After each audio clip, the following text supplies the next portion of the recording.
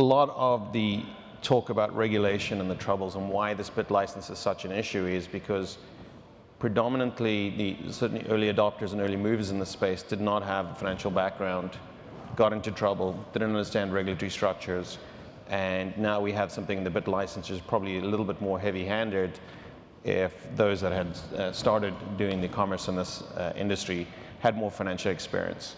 We don't really talk a lot about regulation because where we come from, companies like Morgan Stanley and Goldman Sachs and Citi, JP Morgan, you name them, regulation is just part of our bread and butter. It's not a business value proposition. There are several structures. Obviously, ItBit showed with the trust charter of what's compatible with the BIT license.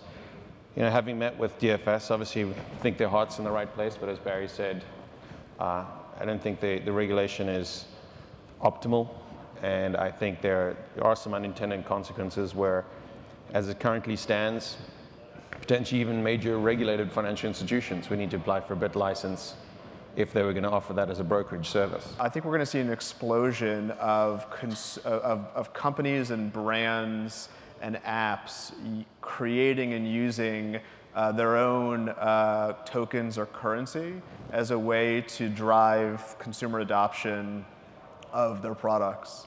There's a company I just invested in called Reveal. It's a mobile app. Think of it kind of like a Snapchat or Instagram social network, but the users are provided an incentive to invite their friends. They get kind of Reveal coins, RVL coins. And these coins, there's a finite supply. The distribution is known. And what's unique about it is there will be early adopters of Reveal that could become millionaires as a result of basically promoting a product early on.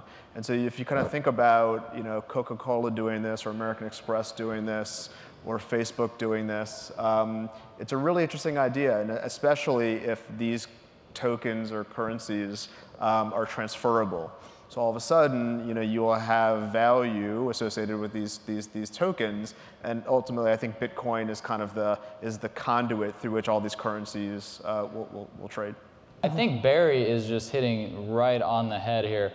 IBM recently did an experiment with Bitcoin down in Brazil, and it was called Bitcoin Rain. And what they did is everybody at a conference, kind of like this, they would download the app, and everybody who was in a specific room at a specific time got Bitcoin sent to them. I mean, think of the implications of that. Everybody who just happens to be in this room gets $10 worth of Bitcoins, like boom, automatically sent out to your mobile devices. You could you could have all types of applications with this. It could change so many of the ways that consumers interact with their brands.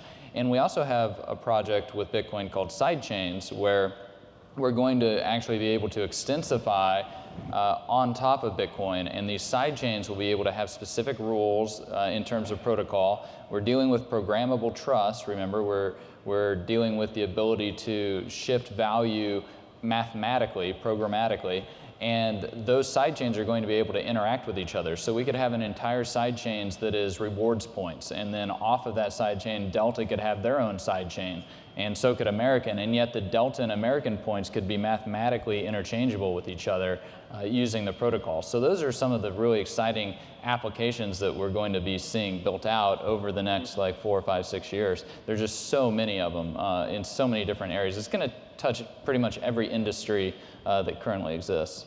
I don't see one particular industry just taking over and applying Bitcoin. What I see is almost every industry using it in some way.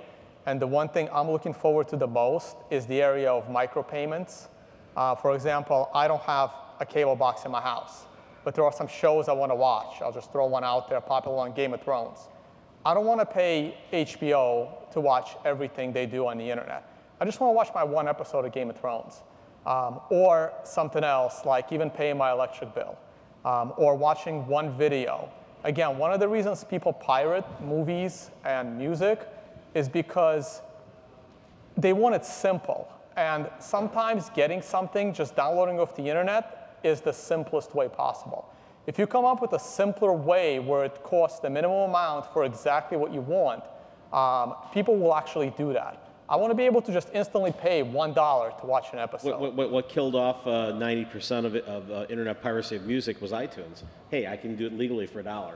Right, but again, to me even that's annoying because now I can only authorize it on 5 devices. Right. And what if I lose the computer? To me even that's an annoyance. It has to be easier than that. And same thing with payments. When I started in this space a year ago, I was writing articles for Cointelegraph. People are like, oh, who runs Cointelegraph? I'm like, I don't know. I write an article. I have a donation Bitcoin address on my blog. Whatever my article makes, I just get the Bitcoin. I get paid. That's it. I mean, yeah, if the IRS wants to go after me for $20 an article, fine. But it's just simple.